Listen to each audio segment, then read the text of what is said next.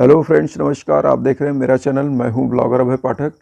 तो फ्रेंड्स, आज आप लोगों के बीच में एक मोटिवेशनल ब्लॉग मेरा ये है कि सबसे पहला चीज़, हम एक चीज़ आप लोगों से जो बात करना चाह रहे हैं ये कि हमारा जो ये समाज है, हम हैं, आप हैं, जिससे ये मिलकर समाज बना है, हम अपने आने वाली धरोहर को क्या संस्कार दे रहे हैं।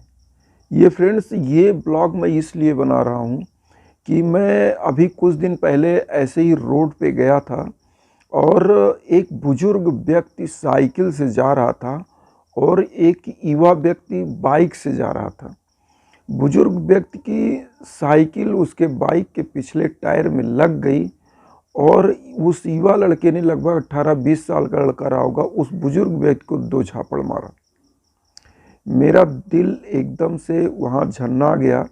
हालांकि जब तक मैं पहुँचूँ तब तक वो मोटरसाइकिल सवार जा चुका था, लेकिन बाबा जी वहाँ खड़े थे। मैंने पूछा क्या बात हुआ। उन्होंने बताया कि बेटा साइकिल लड़खड़ा गई और पैर उनके टायर में लग गया। सोचिए, साइकिल वाले का मोटरसाइकिल वाले को तो टक्कर मार नहीं सकता, लेकिन साइकिल बुजुर्ग व्यक्ति की अगर लगती है तो मुझे ये मोटिवेशन, इसलिए मैं ये मोटिवेशनल ब्लॉग मैंने इसलिए बनाया कि यहाँ पर सोचने की ज़रूरत है कि हम अपनी युवा पीढ़ी को किस तरह का संस्कार दे रहे हैं। कुछ लोग केवल पैसा बनाने के चक्कर में उनको कोई संस्कार नहीं देते हैं और बच्चे विभ्रंश की स्थिति में, मतलब जिसको कहते हैं शुद्ध देहाती या ठेठ हिंदी में कि दारूबाज, वेश्यावृत्ति करने वाले, मतलब समस्त प्रकार के कुकर्म करने वाले युवा आज पीढ़ी बनती जा रही है। क्यों? उसमें मेरी गलती, आपकी गलती, पूरे समाज की गलती है। क्योंकि हमारे पास इतना टाइम नहीं है, हमारे पास इतना समय नहीं है कि हम अपने बच्चों के पास बैठें। केवल और केवल हम पैसा बना रहे हैं। हर जगह पैसा पैसा पैसा। इसीलिए लिखा है किसी ने कि पूत सपूत तो का धन संचय और पूत कपूत तो का धन संचय। यहाँ पर कहने का मतलब है कि अगर आपका पुत्र अच्छा है, गुणी है, आपने अच्छे संस्कार दिए हैं तो अच्छा समाज बना लेगा, अच्छा पैसा बना लेगा।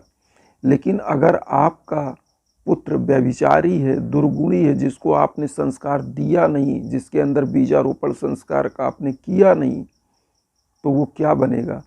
तो फिर लिखा है कि पूत कपूत तो का धन संचय। अगर वो उस तरह का पुत्र है तो फिर आपको धन संचने की भी ज़रूरत नहीं है, क्योंकि आप संचेंगे तो वो बर्बाद कर देगा।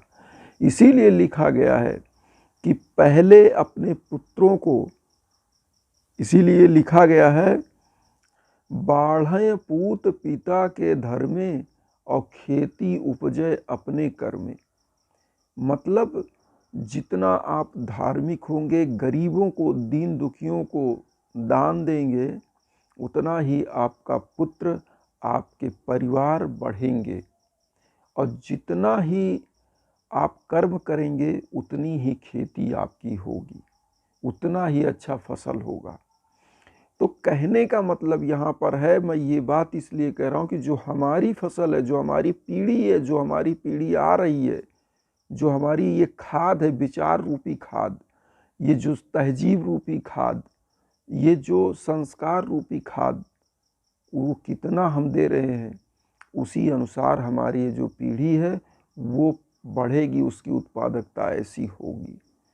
तो यहाँ कहने का मतलब है, मेरा मकसद ये है कि अपने उन बच्चों को, उन आने वाली पीढ़ी को पैसे के पीछे ना भागकर, अर्थ के पीछे ना भागकर हमको उनको संस्कार देना है। क्योंकि मित्रों, आपको याद होगा हमारे यहाँ पुरुषार्थ में 4 चीज़ें हैं: धर्म, अर्थ, मोक्ष, काम।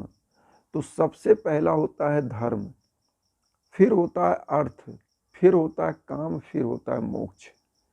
क्योंकि धर्म को करते हुए जब आप अर्थ का अर्जन करते हैं, अर्थ का अर्जन कर लेने के बाद नियम और संयम के साथ जब काम का भोग कर लेते, समस्त सुविधाओं का इसमें समस्त सुविधाएं हैं, मतलब स्त्री और भौतिकता समस्त चीज़ इसी में, घर द्वार बनाना, गाड़ी, सब कुछ, बंगला, सब कुछ बना लेना। उसके बाद लास्ट में होता है मोक्ष, कि आप अपने आप को ईश्वर के ध्यान में लगाएं।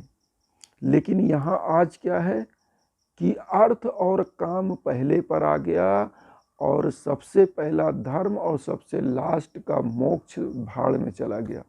इसीलिए तो हमारा ये जो पीढ़ी है, जो हमारा आने वाली युवा पीढ़ी है, वो कहाँ जा रही है? गर्त में जा रही है। वो ना तो अपने बाप के होंगे, ना अपने माप के होंगे। उनको केवल किसी को स्मैक पीना है, किसी को चर्स पीना है, किसी को गांजा पीना है, किसी को मतलब कुकर्म करना है, किसी को कुछ करना है। और यही होश जब खो देते हैं तो समाज के लिए कलंक होते हैं, और इतना बड़ा घिनौना काम करते हैं कि फांसी के फंदे तक लटक जाते हैं। तो हमको क्या करना है? हमको अपनी पीढ़ी में संस्कार रूपी ऐसा खाद, संस्कार रूपी ऐसा बीज का रोपण करना है, जो नस्ल हमारी, जिसकी उत्पादकता ऐसी हो कि स्वामी विवेकानंद जी ने 1893 शिकागो विश्व धर्म सम्मेलन में जिस तरह का परचम लहराया, हमारे भारत की युवा पीढ़ी उसी तरह का परचम लहराए। ये हमारा दायित्व है, आपका दायित्व है, पूरे समाज का। आपसे और हमसे मिलकर समाज बना है, तो ये समाज का दायित्व है।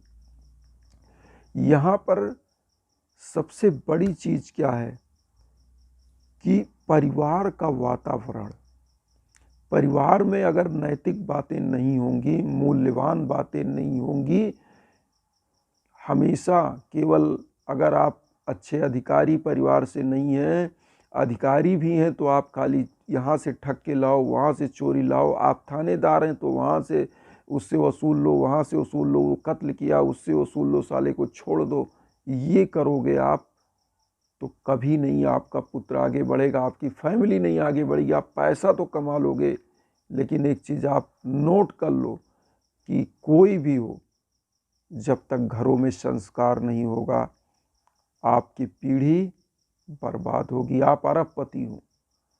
इसीलिए कहा गया है कि पूत सपूत तो का धन संचय, और पूत कपूत तो का धन संचय। तो अपने उन आने वाली पीढ़ियों में संस्कार दीजिए। और इसी के साथ अगर आपको मेरा विचार अच्छा लगे तो अपना आशीर्वाद मुझे भी दीजिएगा। आपके बिना हम कुछ नहीं हैं, बस यही कहना चाहूँगा। इसी के साथ नमस्कार, जय हिंद, जय भारत।